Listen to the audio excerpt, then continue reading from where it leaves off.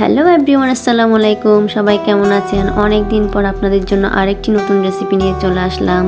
দেখুন, আমি আজকে রান্না করব আলু দিয়ে মুরগির মাংস। তো দেখুন, এখানে আমি আলু কেটে নিয়েছি, পরিষ্কার করে ছিলে নিয়েছি। তারপর এখানে মুরগির মাংস কেটে পরিষ্কার করে রেখেছি। এবার চলে আসলাম চুলার মধ্যে, একটা পাতিল ছড়িয়ে দিলাম। তারপর এখানে আমি পেঁয়াজ, আদা রসুন পেস্ট করাগুলো এখানে আমি তেলের মধ্যে দিয়ে নিয়েছি পরিমাণ মতো। প্রথমে তেল দিয়ে নিয়েছি অফ ক্যামেরায়।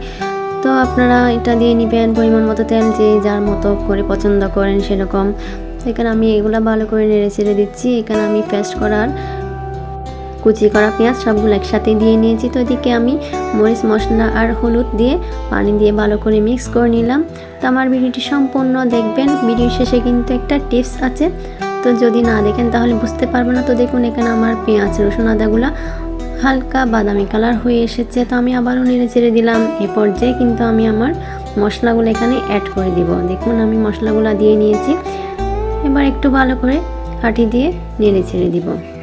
সবগুলো ভালো করে মিক্স করে দিব। হালকা করে পানি দিলে কিন্তু মশলাটা ভালো করে কষানো হয়, আর কাঁচা গ্রানটা কিন্তু থাকে না, খেতেও অনেক ভালো লাগে, টেস্টি লাগে। তো দেখুন, এখানে আমার মশলা প্রায় কষানো শেষ হয়ে গিয়েছে। এবার আমি কেটে রাখা মাংসগুলো দিয়ে নিচ্ছি। আমি আগে এখানে মাংসগুলো কষিয়ে নিব, তারপর পরে হচ্ছে আলুগুলা দিব। দেখুন, এখানে একটা কলিজাও রয়েছে। তো আমি ভালো করে নেড়ে চেড়েছি, সবগুলো মশলা অ্যাড করে নিচ্ছি। তো একটু ঢাকনা দিয়ে ঢেকে দিলাম। তো দেখুন, এখানে কিন্তু আলুগুলো এখনো দিই নাই, আলুগুলো দিব হচ্ছে একটু পরে। মাংসগুলো একটু কষিয়ে নিব হালকা করে। দেখুন, ভালো করে নেড়ে চেড়েছি যাতে ভালো করে মাংসগুলো কষানো হয়। তো তারপর দেখুন, এবার আলুগুলো দিয়ে নিয়েছি। আলুগুলো দেওয়ার পরে আর একটু ভালো করে নেড়ে চেড়ে দিচ্ছি, যাতে এগুলো আলুর সাথেও মশলাটা অ্যাড হয়ে যায়। তো দেখুন, কালারটা হলদে হলদে অনেক সুন্দর হয়েছে।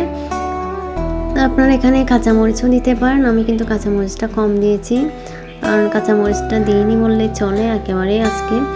কারণ হচ্ছে বাচ্চারা আছে, ওরা একটু কাঁচামরিচের ঝাল কম খেতেছে, সেই জন্য। তো এটা কাঁচামরিচটা আপনারা দিতে পারেন যার যার পছন্দ অনুসারে। তো দেখুন, আবারও আমি চলে আসলাম, একটু নেড়ে ছেড়ে দিলাম ভালো করে।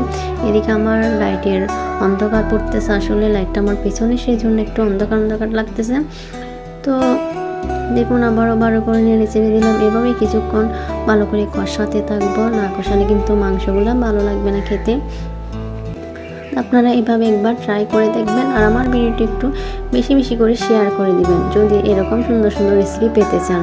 এটা হচ্ছে একদম নর্মালি সহজভাবে সহজ পদ্ধতিতে রান্না। তো দেখুন, আমি যে একবার বলেছিলাম টিপস দিব। তো দেখুন, এখন শীতকালীন ধনিয়া পাতা কিন্তু অ্যাভেলেবেল পাওয়া যায়। এই ধনিয়া পাতাটা দিলে কিন্তু আপনার রান্নাটা শীতকালে অনেক গুণ বেশি মজা হয়ে যায়, টেস্টি হয়ে যায়। এটাই হচ্ছে আমার আজকের রান্নার টিপস। এখানে এটা কিন্তু শীতকালে ছাড়া আর কোনো কালে পাওয়া যাবে না। তো আপনারা চাইলে এই টিপসটা নিতে পারেন। শীতকালে অবশ্যই অবশ্যই এই ধনিয়া পাতাটা দিয়ে দেবেন। দেখুন, আমার মাংসটা প্রায় কাছাকাছি রান্নার প্রায় শেষ প্রান্তে। তো দেখুন, অনেক কালারটা কিন্তু অনেক সুন্দর হয়েছে। আপনাদের কাছে কেমন লেগেছে?